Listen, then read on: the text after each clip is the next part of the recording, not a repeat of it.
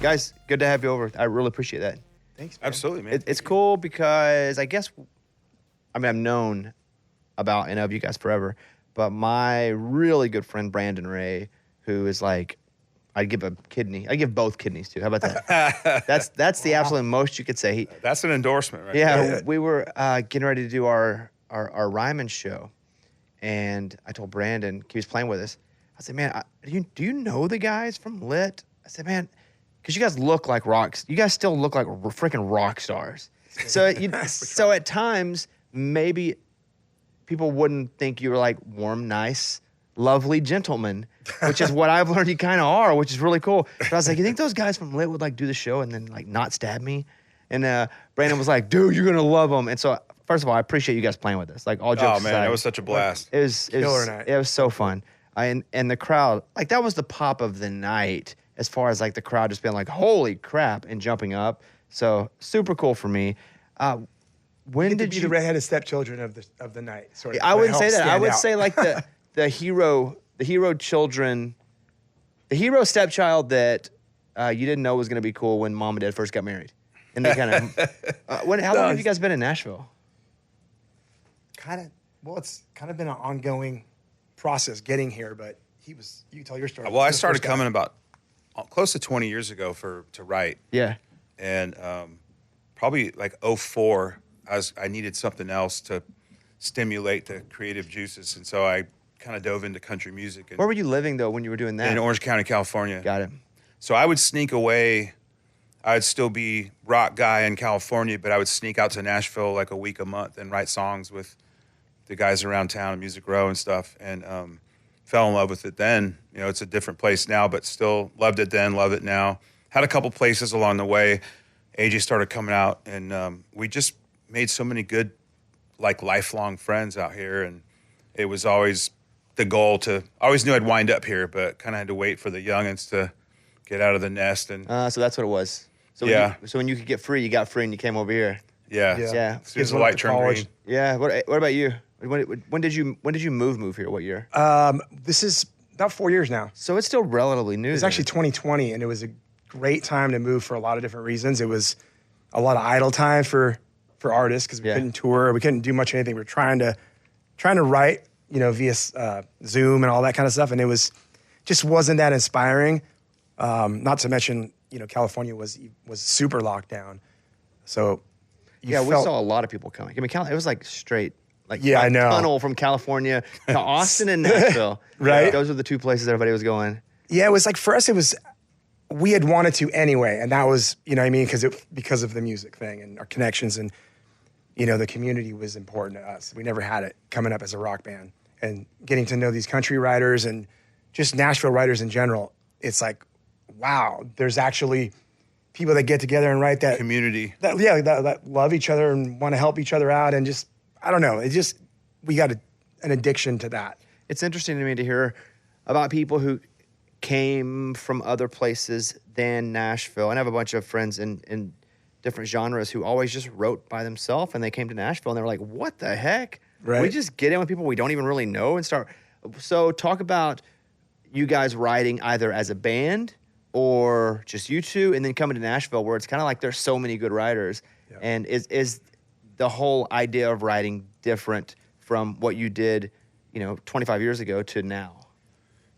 Well, luckily, the first guy I wrote with in this town was Jeffrey Steele, and he's an LA guy kind of too. So he likes to start around 2 or 3 in the afternoon, which is late for Nashville. Sure, 9 or 10 a.m. is kind of Nashville to start time. Yeah, we don't really roll that schedule, but we went from being in a sweaty 800 square foot industrial space in Anaheim, California, to where we would get and have someone would bring a case of natural lights and we would just jam out, rehearse the set for whatever show we had coming up, and then, hey, check out this idea, whatever. And that was kind of our process. But then you go to write the next record or the one after that, and we had always grown up. Our heroes they would always collaborate and co-write. Desmond Child was involved in a lot of stuff, and all these. So for us, collaborating was always part of it. That's what the big boys did. And so that part was never foreign. But the idea of getting together at 11 or 12 in a stale room with some random furniture in a publishing company's basement was weird, but also the challenge. We accepted that challenge and we got better, I think, as writers to be able to just go, hey, we're going to go do this today, and you kind of you grow in that sense. And as like a California rock band, then if I'm hearing you right, a lot of your writing was done in like a rehearsal space. Like that's what you're doing, and you're like, I've also got this lick, and then let's throw some more. I mean, is that mostly how those songs would come together? First, loud, plugged in, turned up to 11, and full PA system, and that. Yeah, we wrote really as a band, making noise and just letting the sounds drive the melodies, and a lot of times we would just come back to lyrics later. So melodies first for the most part. That's the way. Yeah, and then words were always important to us. We always loved the art of manipulating what you would normally say and make it somehow more, not poetic, but just make people go, oh, that was cool. And then the writers out here were a lot more, it's got to kind of make sense. You're telling more of a story, whereas we were kind of from the school of alternative, where you can be a little more abstract. And we've kind of gotten back to that a little bit just because it's fun to challenge yourself to not overthink things and let yourself just sort of go off on a creative tangent, if you will, and not always have to be so smart and just, let yourself just be a weirdo sometimes. Yeah, I see where you could get in your own head here and have to make it so perfect, almost intellectual. It could ruin a song. Totally. I mean, it can make a song great, but it could also ruin a song if you spend too much time chasing some, magical dragon that you think you've got to find, when actually sometimes it's just a great melody and some words that make the song feel good. Absolutely. It's kind of in a way like a tattoo. You can overthink a tattoo and try to make it encompass everything in your life, or you can just get something that you think looks cool. And in writing a song, sometimes you say pretty much all you want to say in a few lines and a couple melodies, and 2.5 minutes, and you get out and go on to another idea. But I think it's easy to get caught up in well, what color's the chair over there, or how did this happen? And which is great sometimes when that happens, and you really feel like, wow, we really told that story like beginning to end. That's pretty cool. When people see you in public, Jeremy, do they have to think you're either a music guy, a chef? Well, because now chefs are look like rock stars, right? Tattoos. Right. If I were to see you out, I would go, that guy's either in a rock band, he's either a chef or a tattoo artist. Like, that's what I would think. What do most people think you do? Because you even have the braided beard. Like, your next level, one of the, like, you make a mean souffle, or you play what do most people think you are? I did own a restaurant for a long time, but they kept me out of the kitchen, which was smart. I do get we get the tattoo artist thing a lot, like at airports and stuff. Yeah. And they'll say that, you guys are either in a tattoo, or you're either tattoo artists or you're in a rock band. And, when you're with a group of guys, it's usually, you guys got to be a rock band. Did they ever say, you look like the guys from Lit? Like, because sometimes I'll get, hey, you look like, and I'll be, what's up? Bobby Bones. I don't know how to respond to that. Yeah. Thank you, I guess. Yeah. And then they throw out the wrong band name, and you're like, man, I thought I just got recognized. Nowadays you get a lot of, because you used to get like kind of tapped and sort of like, hey, are you? Now they just sort of, you'll look and you'll see somebody just doing Looking this, at their going, phone. oh, yeah, look, see, that's like him. matching it, like playing like a personal bingo game. Yeah, that's him. A, Yeah. that's B. How old were you two when you started to collaborate doing music? Are you older, Jeremy?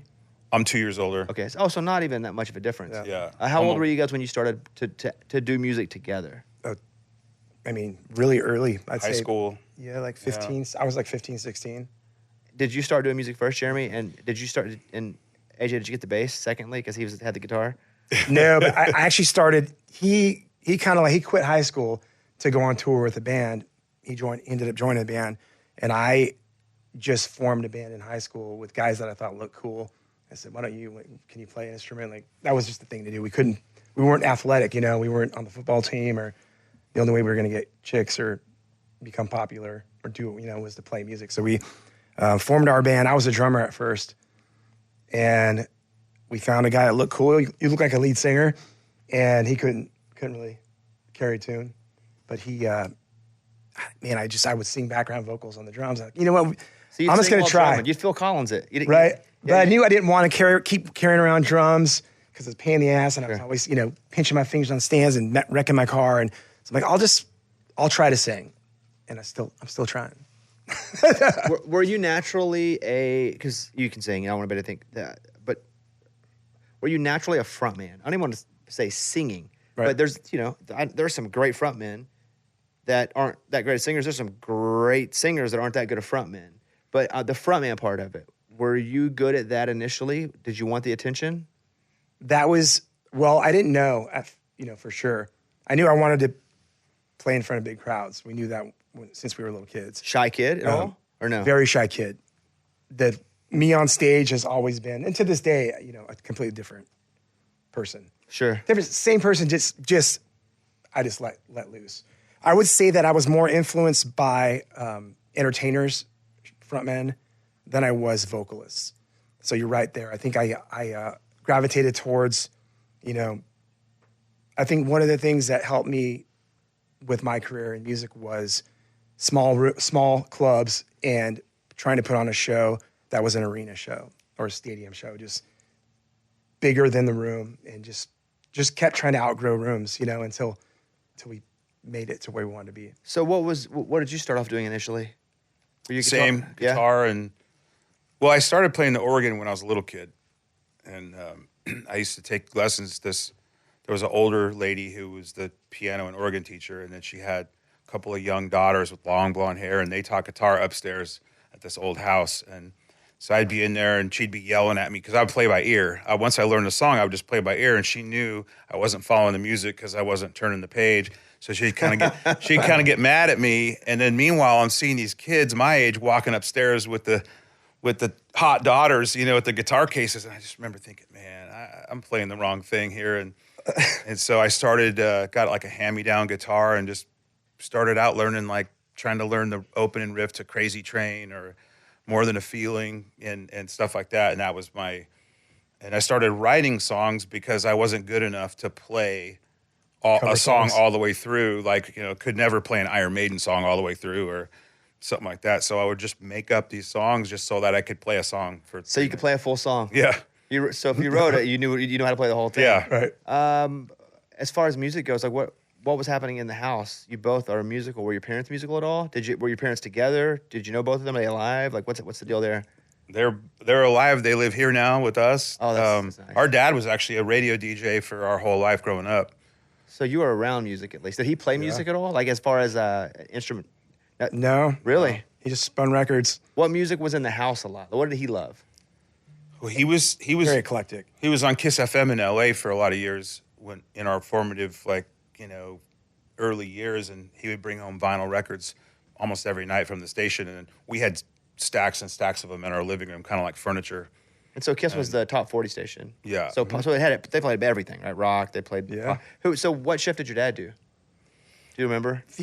All of them. Yeah. Really? He was 10 to 2 in the morning to the afternoon for a while. Then he was 10 to 2 at night. He was actually the guy who passed the mic to Rick Dees on his first shift when he first started at Kiss FM back in the day. My dad was the guy that handed over the torch. That's crazy. What was your dad's name? His on-air name? AJ Martin. Yeah. And so was that his real name too? Because Bones isn't my real name, obviously. And I had to pick it when I was a kid. I thought it was stupid. I still think it's pretty stupid, but it is a sign to me. Stuck. So AJ Martin was not his name. No. Did everybody know him as that though? If they knew, and so were you the Martin's kid, AJ's kids? What was AJ's that? Kids, Yeah. Yeah. And was that weird to have your dad on the radio then? Whenever that was like a real celebrity thing. It was a pretty big the deal. Radio back then, especially Kiss FM. That's probably the biggest radio station in America. How did your dad even get into radio back then? It's so crazy. If you met my dad today, you would ask the same question. Were you really in radio? Because now it's and even then it's crazy because I use when I'm talking about myself being shy and then on stage I'm a different person. He was sort of that guy on the radio. You can't, you ask him a question, it'll take him 5 minutes to give you a quick answer. It's just he's just always overthinking. He used to stutter when he was younger, and when he was on the radio, it just cured that for him. And he was just I remember calling odd personality. We would call him. We were latchkey kids, and we would come home and he'd be on the air, and so I'd call him up "Hey, Dad, can we go over to so and so's house, whatever?" And he would go, "Oh," And then he'd be like, hold on one second. And then you hear 102.7 Kiss FM, da-da-da-da-da-da-da. And he would just rattle off this whole thing, and he'd get back on the phone and go, okay. Like, we know you got it in you, Dad. Just spit it out. That's funny. So you guys are playing music. Your dad's in music, but he did not play music. Did he encourage you guys to learn music? Was he a supportive?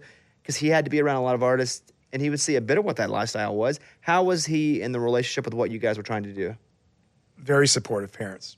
Yeah, both of them. I would say more encouragement. You know, never were like, oh, you should take lessons. Never pushed into lessons, or, you know, we're both just self-taught anything we did. So it was just, you know, lived at home maybe a little longer than we should have. How are you guys as brothers? How was the relationship from like 12, 13 on? Were you close? Really close. Just the two of us. Yeah. Always, just did everything together, like concerts and, you know, then the band thing. It's crazy. Still, this many years later. Who were your favorite artists growing up? Man, the influences run the gamut so far. Like, I would say everybody from Iron Maiden, you know, some of the metal stuff. Elvis Costello is a big, big influence. As we got a little older and lyrics became really important in songwriting, the Eagles, you know, bands like that. Yeah. Who do you think you've seen the most in concert, Jeremy? I've seen the Eagles probably 5 times on this last go-around. Just on the last go-around? Yeah. We've seen Iron Maiden many times. I was like, we were metal kids when we were teenagers, like early teenagers. And then, man, I would say that I'm at the point now where when there's somebody playing, I pull my credit card out and I buy great tickets and I buy all the extra stuff and I go to the merch and I want the full concert experience now, because so many of our heroes are, you know, either retiring or falling out, you know, and it's kind of like I've just finally come to this thing where we go I'll get on an airplane, go travel, go see somebody play. That's cool. A Doobie Brothers, like, our mom was like a big, like, Michael McDonald. Oh, yeah. All those sort of yacht rock stuff, you know.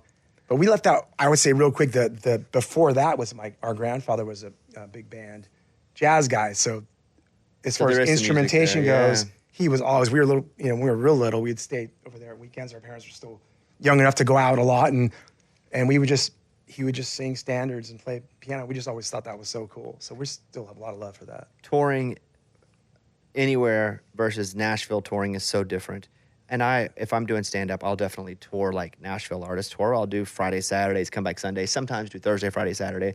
But I would just imagine you guys would get in a bus or a van and just be gone. Like, there's no 2 or 3 days to come home. Like, 3 or 4 months, right? I mean, is that mostly how you guys toured when you were coming up? Yeah, until the kids were born, early on, I would say we probably did 300 shows in '99. Probably did another 300 in 2000, and then we wrote the Atomic record, and then like kids and marriages and things started happening, and then we kind of said, hey, you know, and we thought like we were cutting it. We were like, no more than 200 this year, you know? But we would leave home, and, you know, AJ and I both, it's funny, we talk about it now. I don't know that we talked about it much then, but just the anxiety that we would feel. We were loving what we were doing, but we would look at these, you know, before they had Master Tour and all that stuff, we would just have these books, and we would see schedules, and, you know, you're out on the road in March, and you're looking at what's happening next February, and every day you're just getting further and further from home, and then you stop somewhere, and then you go to Europe, you know, or then you go get back, and then you go to Japan, or you go somewhere. You're just never getting towards the house. Did you ever not have a house? Because if you were going to be gone a long time, maybe it's transition. You're like, you know what? I don't need to buy a place until I come back. We didn't. Yeah, we were gone. Like, I would say, A Place in the Sun record, our first like commercial, or dabble into, you know, radio and doing all that stuff. But we left the house and didn't come home for literally about 2 years. So why even have a house, right? And we didn't. Yeah. You know, we had like, I think you might have had an apartment to come home to. I had an apartment, yeah. And yeah, I think maybe, you know, we had like a couple days off. We went home. I think I rented a guest house just so I would have something, you know. I was gonna, at least a route to feel like you had a route of some sort of route. Yeah. And we'd rent cars too. We'd come home, we'd just rent like, you know, Expeditions. We thought that was when SUVs just came out. We're like, oh, we're going to rent a nice car. Yeah. And feel like at least we had some accomplishment, you know. But yeah, it was trippy times. Did it feel like when you would come home, did it feel odd to not be on the road because you had grown accustomed to that road lifestyle? Like Willie Nelson stays on his bus a lot on his property because he's on the road so much. At times that bus feels like home. Did that kind of flip up happen a bit where you're home for a few days? You're like, man, this feels totally bizarre. It's hard. The first couple nights, I always found it was the weirdest thing. We'd finally be home, and inevitably that first night home, we'd wind up at a club or at a concert or somewhere, and it was like we felt familiar. You know, it's kind of like I don't know, I can remember like having just regular menial jobs growing up, you know, and you know, it was somebody's day off, but they'd still show up at work and like pop in because they just don't. You just don't know what else to do with yourself, you know, because you're just so programmed. Like I got to be here or be there, but a little different now. I think we've embraced the Nashville touring schedule, and when we come home, we're like, leave me alone. Thing, I mean, you do a lot of road stuff too, so I'm sure you might. I don't know if you're the same way. A lot of guys I talk to are like, your suitcase, your carry-on bag will stay somewhat packed for a little too long, or like I still to this day I live out of a toiletry bag. You know, I keep all my stuff, and I keep my basics, underwear, socks. Like if those don't get used on the trip, they stay in the bag. So because I know I'm about to reload them again anyway. Exactly. And so if I'm gonna need 4 or 5 underwear, socks, those always stay clean and in the bag because I mean I have to. I'm probably on the road 20 weekends, which is a significant amount when you have another full-time job, and you also get really good at traveling. Right. Like you get really good at packing, you get really good, but it's something you really don't want to be good at because it kind of sucks to be gone. Because now I have a house I like. Yeah. When I first started doing it, I didn't ever want to. This is like I don't really want to be home anyway. Yeah, so this totally. But now that I have a house that I like and like I have a wife and stuff, it's like man, I'd like to be home, and that's what I think about a lot. When did you two start to play together?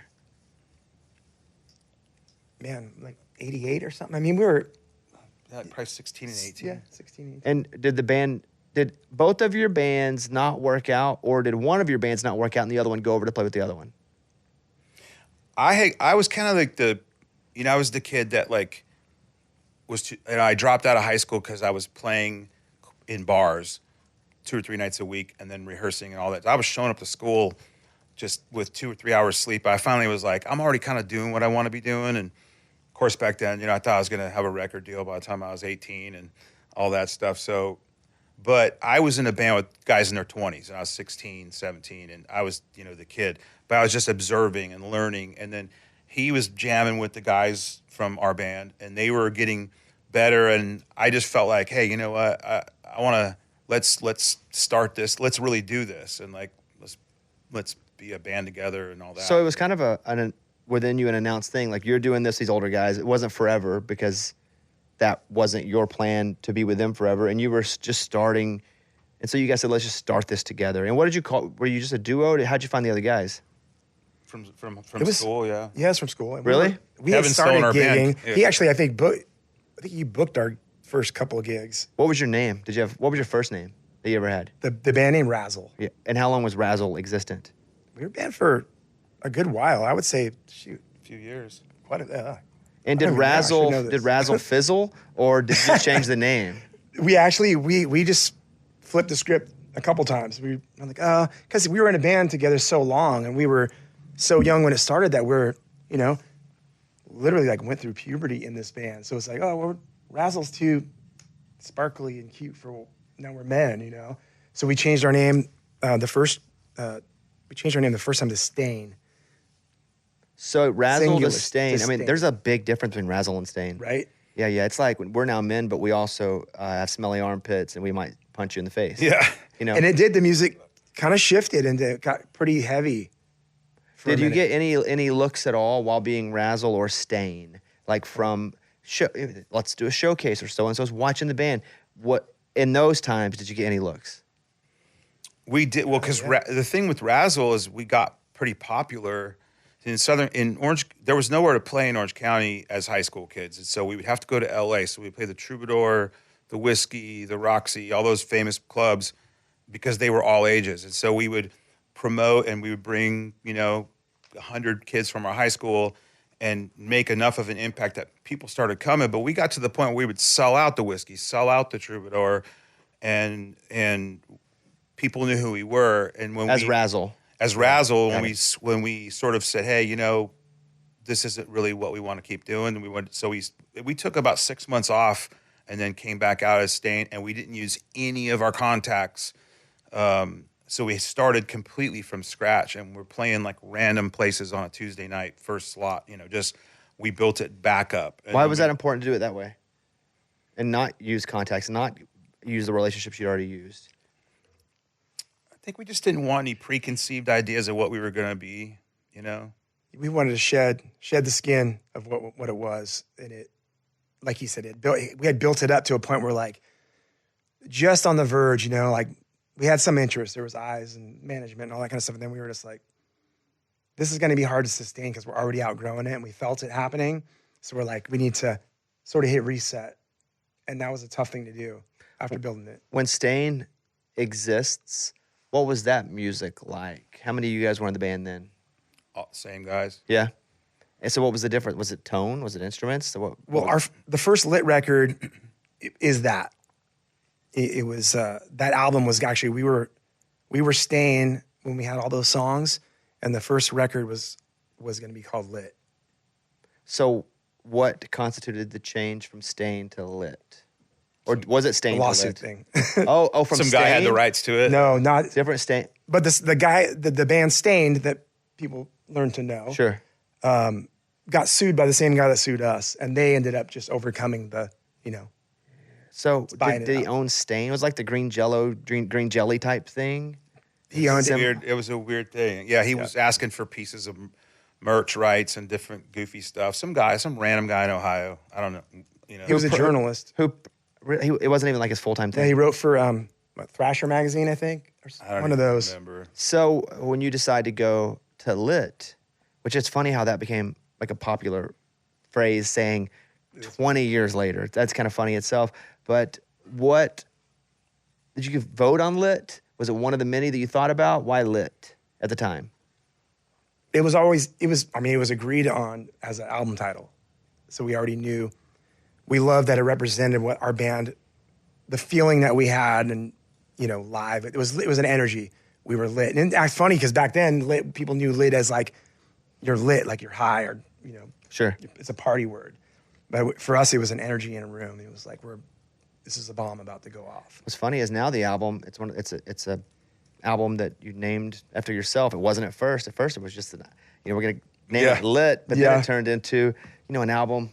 What do they call that? A self-titled album. And now it was a self-titled album when it came out. It's so hard to name your band. I mean, it's all the names are used up. And I feel bad for bands that are trying to name their bands nowadays. It's like you got to come up with something that doesn't. People would ask us a lot what it meant back then, and now it's become such a commonly used term. And the other funny word that is pop-off is another word that got popular years later. Because my wife says that, like pop off, Bob. If I do something, she's like, pop off. There were pop-offs. Yeah. In the band Lit. Yeah, people now, they can show them your ID and they go, pop off. Oh, that's a cool name. Like, no, it didn't used to be I made fun when of we it were big little.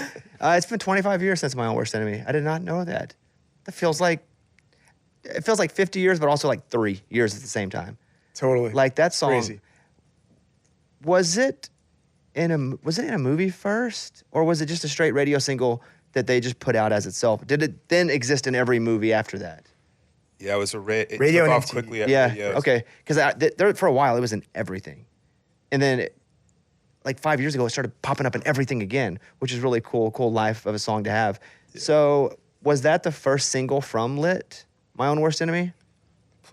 First, that was the first song that went to radio with us. The album that was called Lit, whatever, that was before A Place in the Sun. Got it. So A Place in the Sun was our first major label record. Yeah. And Enemy was on that. We might have got a little bit of like college radio love on the album before A Place in the Sun. But yeah, it was minor. It was building block. So Lit, the record, still stayed the name Lit. It was self-titled, right, at that point? We changed it to Tripping the Light Fantastic. Yep. Okay, that's a lot different than Lit. And yeah, so Is that the one, though, that was heard that got you guys the big looks that then created A Place in the Sun?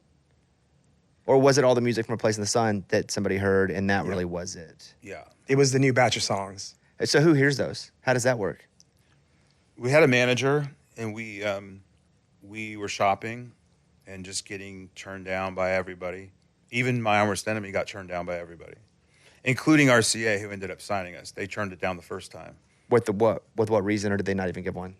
All you got back was a no? I mean, back then they would just say, oh, we don't hear a hit, or we don't hear a single, or whatever. And 2 of the 4 songs on that demo that everyone passed on ended up being huge hits. So who heard it as a hit later? Was it somebody different that worked at the label? A radio guy at RCA Records heard it. And at the time, what was on the radio? Was it other rock stuff, or what? Because my years get blurry at this point. Was that sound a lot different, or was that sound just growth of what was already starting to be popular? Because it was after the 90s grunge stuff. Yep. It was a lot different at the time. It was really mixed up.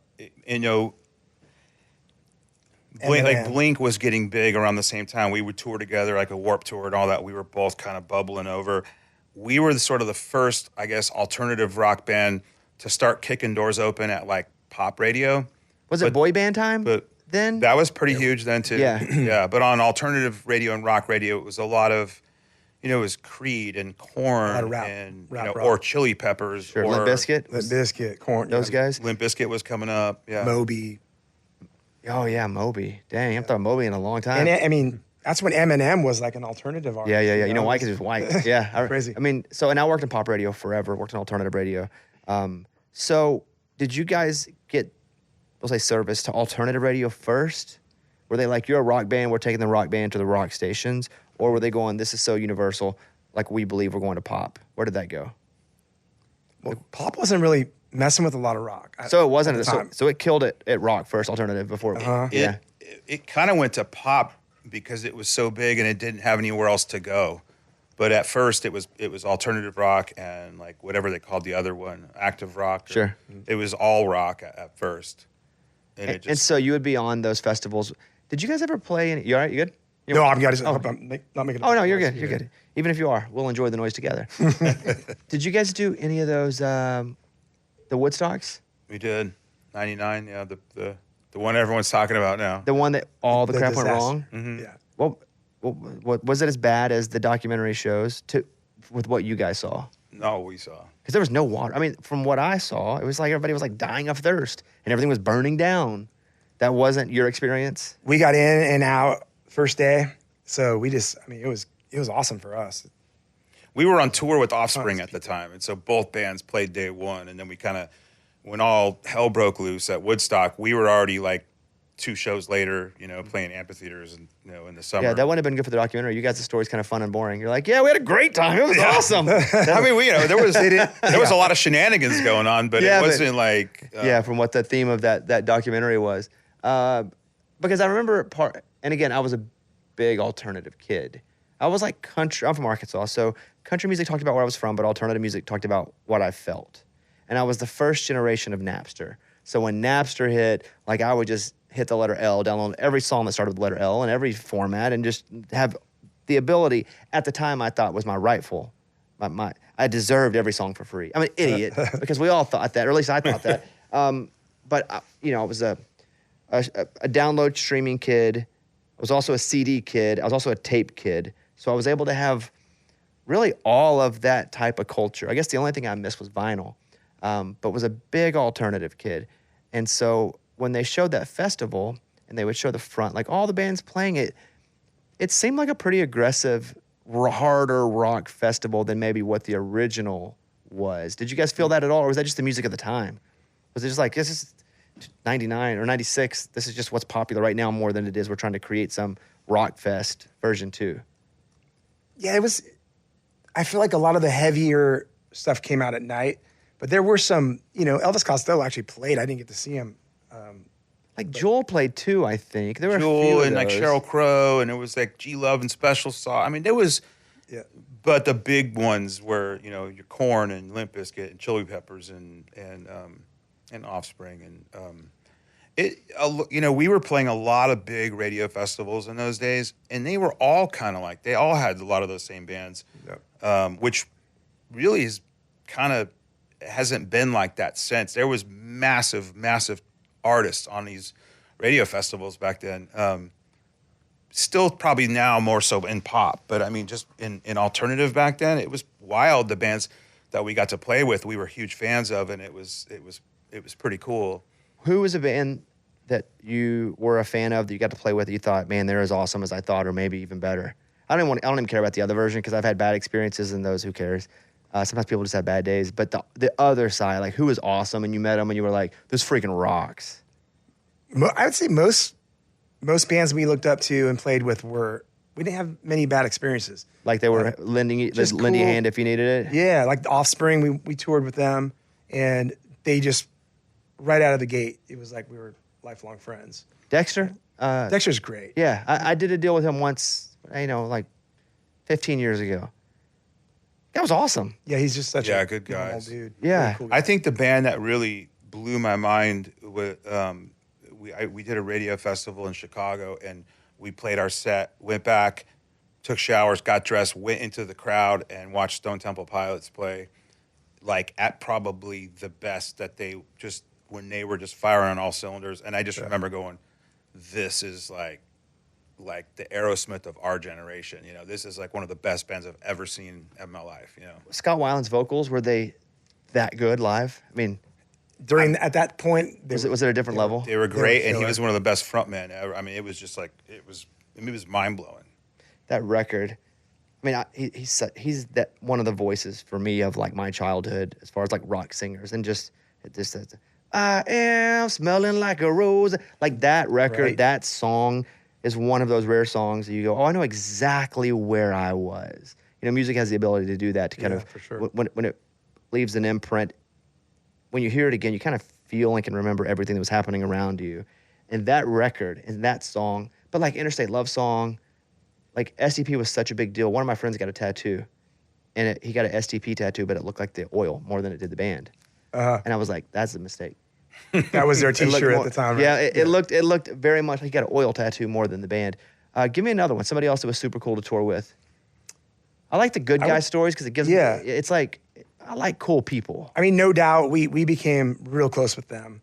We toured for like 8 or 10 weeks together, and then Adrian Young, the drummer, he played on our most recent record. Really? He played on one of the tracks, but Steven Tyler, we didn't tour with Aerosmith, but he's one of those guys that just was such a sweet guy, just so cool to work. He sang on one of our songs too, and So warm.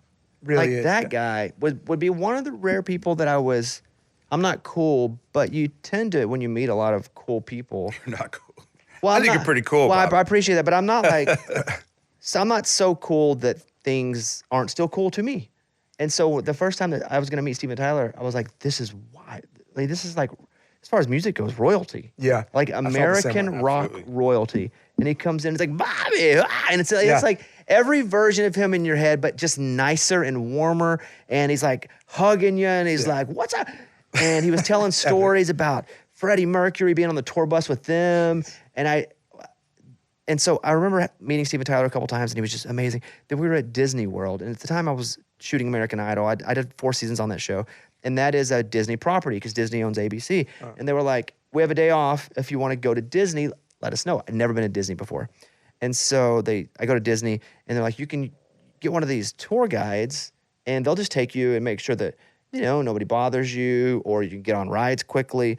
And so I'm like, why would I say no to that? Nobody's going to bother me. Nobody cared. But I was like, yeah, I'm pretty famous. I probably need all the help I can get. And so I go, and this person is in like some sort of like Disney suit, and they're walking us, and like, hey, we're going to walk with somebody else who's also using a guide. And it was Steven Tyler and some other folks.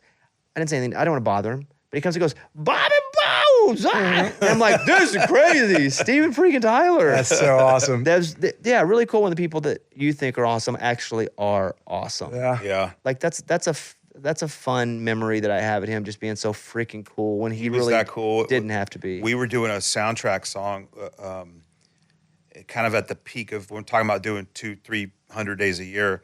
We were spread so thin. We had to record this song for this movie. We'd do drums in LA, guitars in Boston, guitars in New York, vocals in Boston, and it was on the only day off that we had these weeks. And so we were basically going a month now with no days off. And we're in Boston. We're doing this song with the legendary Glenn Ballard, and we're huge. It's such an honor to be working with him. We're waiting around the studio in Boston, waiting, and we're supposed to start at like 2 in the afternoon, and like 6 o'clock rolls by, and we're like, dude, this sucks, man. We're out of here. Like, this is bullshit. And here comes Glenn with Steven Tyler and walking into the studio. And we're all just like, sorry, I'm late. I was with Steven Tyler. And next thing you know, they're ordering dinner in, and we haven't even started work yet. Now it's 8 o'clock. We're sitting around eating Italian food delivered and drinking red wine. And we forgot we were bummed. And Tyler's like telling stories, and we're all just sitting around going like, tell us more, Uncle Steven. Yeah. We didn't care about working, and then next thing you know, we're in there doing vocals, and he came in and jumped in, sang backup vocals on the song. He just jumped in and did backup vocals. Yeah. That's awesome. When My Own Worst Enemy was starting to cross over, they said, hey, this thing's gonna cross over, it's so big. Was it like a rocket ship, or was it a much slower process where you were just kind of like living it week to week, watching the crowd slowly get bigger? I would say it was the closest thing to a rocket ship I've seen since. Yeah. I mean, I always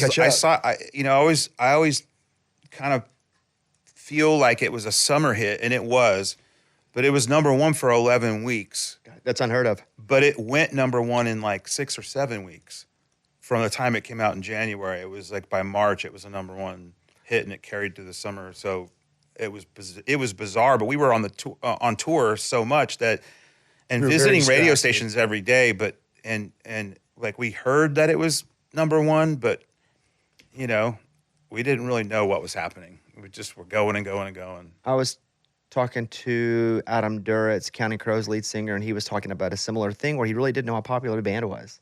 And when he realized that they were popular, he went into a movie in the movie theater. He went in by himself in the daytime.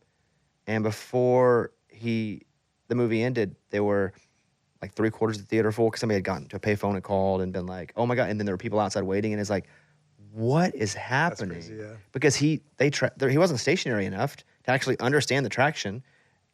But that was like the moment for him where he's like, okay, we're living in a different space now at this point. Where was that realization for you guys? I mean, I think it happened too. Back then, you got to remember there's no social media. So you're on the radio and you're on MTV, but no one's like, we're not monitoring not only ourselves, but other artists. You're not able to, unless you go to the show, you meet people there occasionally, but you're not like as accessible. So I think you start noticing when you go to the mall, and you have a day off on tour and you're like, oh, I got to go get some socks or whatever. And then people recognize you from MTV because it was a bigger deal. Yeah. There was no YouTube. Like kids went home from school and like were glued to TRL because that's the only time they're going to see these artists in their new music videos. And so we got to sort of watch that explode and how it affected our, people recognizing us because it was like the late night TV and first big TV show you did? Where you were like, this is crazy, we get to go be on such and such show. Which one? Jay Leno. Yeah. Yeah, that or Conan. I can't remember. One of those. What was that like the first time? Oh, man. Was it like So we made nerve-wracking. it? Yeah. That was like, put me in front of 100,000 people, no problem. Put me in imagine, you've done those, like it's lighting like this and it's 40 degrees. You're just shivering. You're just like, damn, does it have to be this cold? They're like, yep. Did you ever go back and watch those performances after, or would you just do them and move on? We would go after the first one. We started bringing our own sound guy to the TV shows so that he would mix it on the little TV speaker so that because we wanted it to sound as rock as possible when it would come through people's TV sets. Yeah. Did you not find the first time you did it that happened? Did they mix it? Not so much. Yeah. It sounded like it's TV a pretty mix. vulnerable thing in general. Television sound, there's an art to it they've gotten pretty good at, but it's taken a while for people to figure it out. You did Leno, you did Conan. Did you ever do Letterman? Never did Letterman. The couple times that we got that it was a possibility to do, we were just so far from New York that it wasn't possible, and that's one of my, that was always my. We ended up doing Leno like 5 times, and he was always so great to us, and we did several of the shows, but my dream from being a kid was always to be on Letterman and to have Paul Schaefer playing with our band. Yeah. And it never happened. So. That's cool. Letterman's like my hero. I got to go to a show. I went to one taping. It was the coolest thing ever, but it was 12 degrees. Yeah. And that theater, though, did at least feel like a real theater because they used a New York theater where the TV sets are so small, like you're talking about. Like Conan, the only reason it looked halfway big is because the camera angles were like, the cameras were across from each other, so they would just switch angles. It looked like this huge room. But it was just a TV set. It was a small studio where I could see playing shows versus playing that, where it feels like I got 7 people looking at me, and it's weird because it's not that same environment. Yeah, and they didn't really come to see you. It's like if I'm playing the Opry and I go up and I'm going to do comedy, they didn't come to see me. They came to see the Opry. And so hopefully they're entertained by me, and hopefully I get it. But there have been shows before where maybe the crowd's a little older, and I'm up telling jokes, and they're not. I've got a couple pop culture references they don't get, and I'm like, oh man, like they came to see Conan or they came to see the Opry. Now, if you can crush one of those, you feel freaking great because you're like, I just impressed and entertained people that did not really know they were coming to see me, which is always super cool. And that has to be kind of a similar feeling to play a talk show because they didn't buy tickets to see you guys. They came to watch the whole show, and now they have Lit playing there. And comedy's got to be tough because it's just you. That sucks. And man, that's got to be. It sucks. Vulnerability is just insane. It all sucks unless it's awesome. There are only two things. There are only 2 ways. Yeah. You know, if I'm doing, you know, and we'll do comedy music some too, and you know, it's a bigger version of my band that you guys played with, but if we do comedy music, we can kind of hide behind our music a little bit. Where if it's not going right, you can't really tell nobody's not entertained because we're playing music. I got an acoustic guitar. I'm playing stupid songs. Yeah. Dude, when you're doing stand-up, you can't like. I can't imagine. It ain't working. Something doesn't go over that like you hope. You can't like go back and rock out with the drummer for 30 seconds until you get your thoughts back together. I saw that the NHL had taken My Own Worst Enemy and they made it a thing again. Like it's like their season song or something. It's crazy, right? Am I wrong about this? We've been getting cool invites. We just went. It sucks. I wish we were obviously really rooting for him, but the last night of the playoffs and we got to play. We played 2 songs live.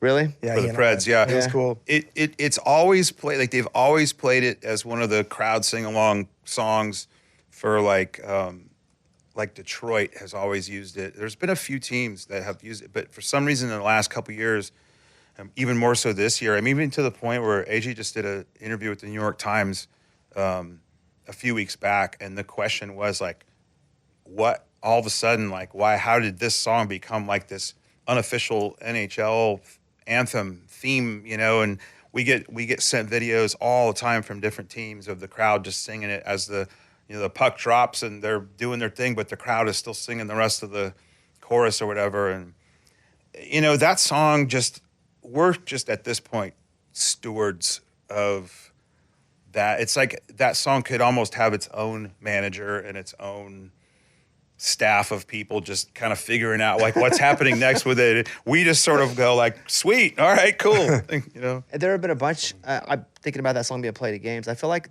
where they play a lot of that in between like plays or in between, it's always they started at please tell me, and then everybody goes please tell me why. Like it's such a sports anthem now. It's crazy. It's so cool. And like in the past 5 years, though, you're right. That's when it really feels like it started to be played a lot in games. I would imagine you never thought that would be a sports song.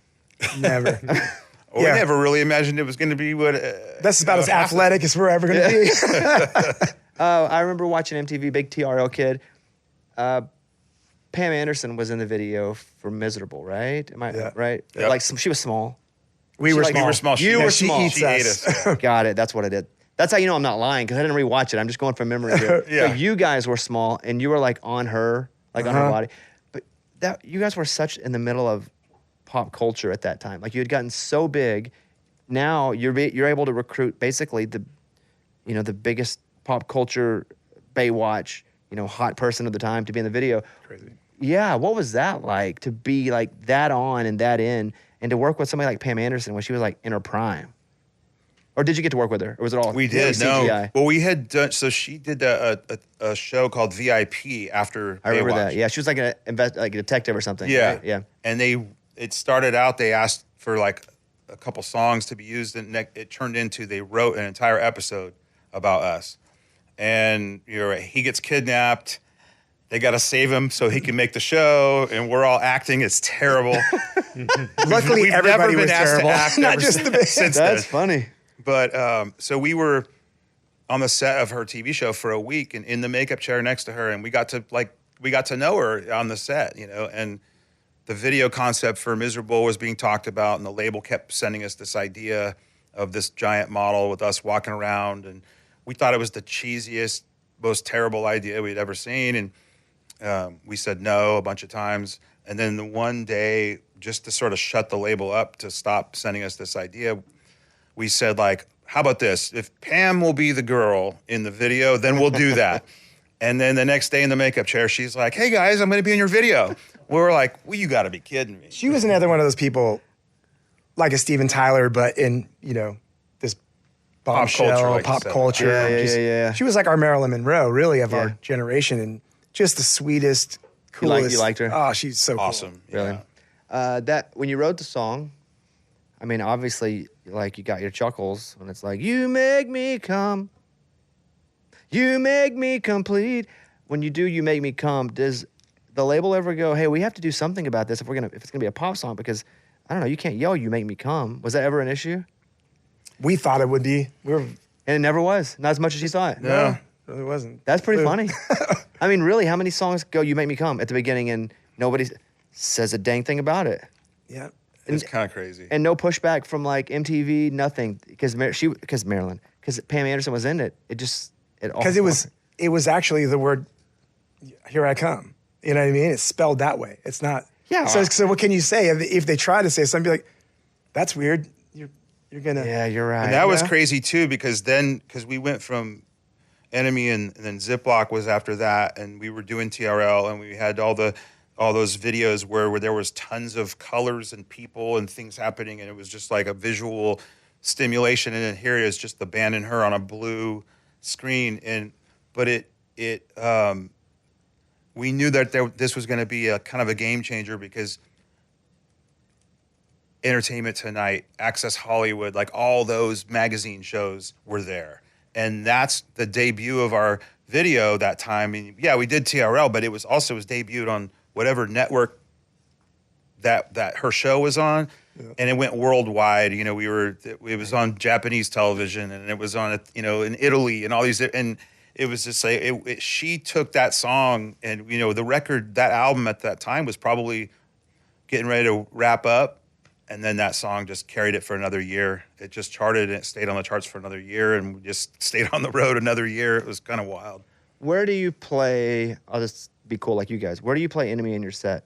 I'm just going to say Enemy. I normally wouldn't say that, but see, I'm taking the liberty. That's what we call it. Yeah. Where do you play that normally? Is it the very last song? We have to play it last, because you play it first and last. First and last, we've actually talked about it. That'd be awesome. Fun, right? Like, play it first. The crowd's like, what the? We didn't expect it first, and at the end, you like go back into it at the end of another song, right? And have them freaking explode again. We were on one of those music cruises, and we were going to be playing pretty late on the first night. So just to kind of like, as a teaser, what was it? Were we getting up with someone else? Whatever we did like a teaser. We just played like the opening riff, and then went into another song. There's a way to do it. It brought people over immediately to the stage, like, oh shit, it's them. Man, that opening riff, it's one of the most legendary rock riffs of, again, the last 30, 40 years. We were over in the studio, we had a guy who was playing guitar, and we were like, play the riff of your top 5 famous songs. And we only did 60s and 70s. But then I started thinking, because I knew you guys were coming over, I mean, maybe Under the Bridge. There's only a few that I would immediately go to as far as like opening riffs where you're like, yep, let's go. And this is definitely, to me, it's in that top 5. Wow. That's awesome. Just Thank you, man. That's crazy. Because how many bad, like for me, I can't really mouth licks and it actually sound like it is. Down, down, down, down, down, down, dum, dum, dum, dum, dum. That's me trying to do Chili Peppers. Or Start Me Up, the Stones. Oh, for sure. Like, you can't compete with that. Right. But that's like in a different generation. I'm talking about like our time. Yeah. Like really one of the more legendary openings to any song, I think. Mike, what would be some other newer ones that you would think of? And I would also go, not a riff. State Love Song. It's not really a riff, but it's a... Yeah, and Unfair I was going to do too. It's a vocal, it doesn't count, but got to keep them separated. Dun, dun, like, but still, that doesn't count. Yeah. There just aren't as many legendary guitar lick songs that when you hear it from the late 90s, 2000s. Teen Spirit. Yeah. Dun, dun, dun, dun, dun, dun, dun, dun. Yeah. Well, that was the school kind of that we grew up, and again, going back to the whole, like, starting to learn how to play guitar, that's the only things that I could learn at first. I would just learn openings to songs, and they were, I I mentioned Crazy Train, but like that song is one of them. Back in Black. Yeah. Terrible. Like I said, I'm terrible at it. But that kind of thing where the song starts Yeah. with the riff, even a lot of Boston songs or Journey, or when you think of Don't Stop Believin', you know, you hear the solo in your head too. That that was what inspired me as a guitar player, much more than just some fast like shredding solo thing. I always wanted to write memorable hooks that, you know, you get the title and the chorus, but you also get this riff, you know. So it's almost like another chorus. It's like the hook, big hook. Yeah, it's a big fat hook at the very beginning of the song. Was it Bowling Alley? Was that the video, the first one? Yeah. Mm-hmm. Yeah. Dude, that's crazy. You still like playing live? Is it still fun? Yeah. I mean, did it ever not get fun and then get really fun again? Yeah. Like you get a little burnt out and then you have to kind of re-find it and now it's amazing? Is that kind of how it feels again or no?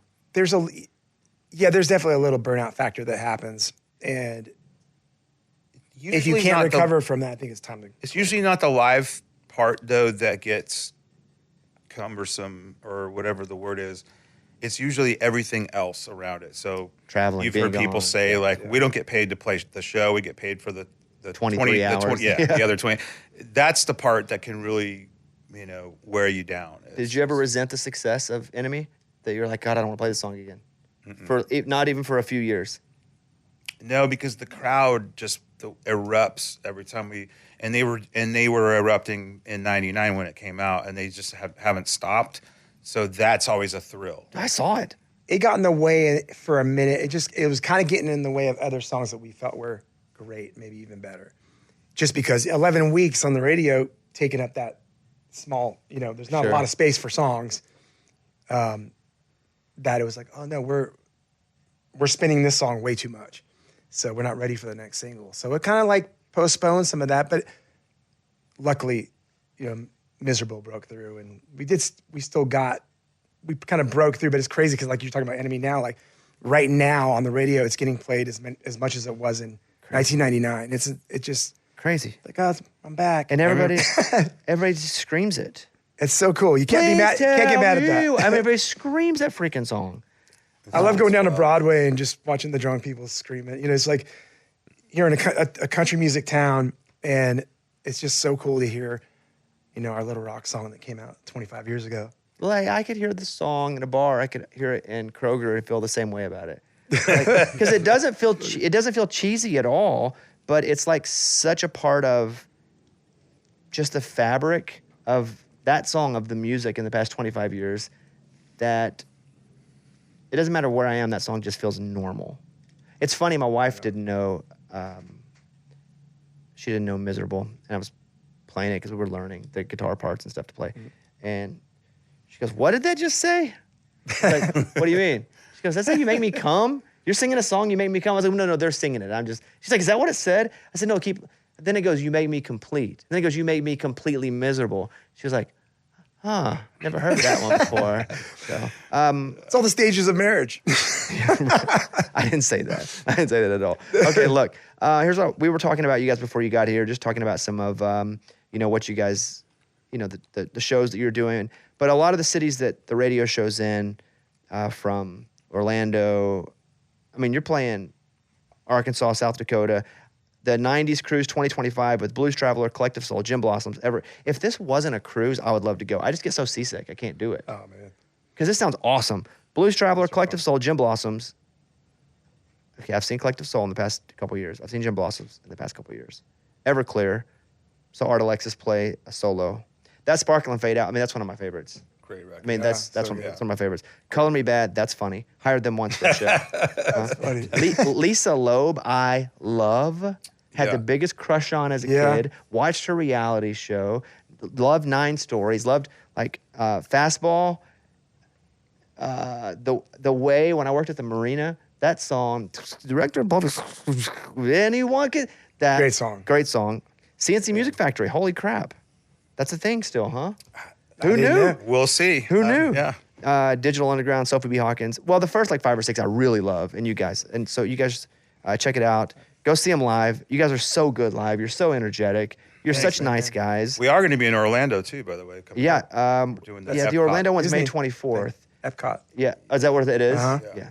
Oh, that's super cool. At like the gardens. Yeah, exactly. And we are going to do the tour guide thing like you were talking about, because we don't want people to freak out on us and, mob us. Absolutely. Yeah. I'm a big fan. It was so cool that you guys were cool. Like, I was relieved by that. Man. And I wanted to come by. I think maybe during the show 2 times after I kept going, thank you. I just wanted to, I was so grateful that you guys did that because, again, when I talk about fabric, like you guys' music was a big fabric of my life whenever, I was a teenager.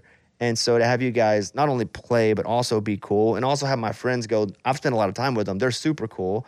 Like, that's it. Right on, and that's what this whole Thank thing's you. about. So, Well, and I want to just compliment you on what a first class show that is. Not only the cause, but the team that you have that puts it all together and does all the behind the scenes stuff. I mean, just we've done enough things where when you get to one where it's done the way you do it, we appreciate it, man. and it's really just a good group of people you have involved in that. And what's the we deal? I know enjoy you it. guys have put out music. I don't want to keep you too much longer, but so when you do music now, like what is your music about? Like, what do you want it to sound like now? Because I don't feel like you're pursuing a traditional country sound, but I feel like what was music made that was like rock in 2000 could be considered country now anyway. Like, there's a foggy line. Like, what music are you making now, and why are you making it? We're back to making lit music. Yeah, so you just write. And lit music is all those things, and country has left a mark on us as writers and as people.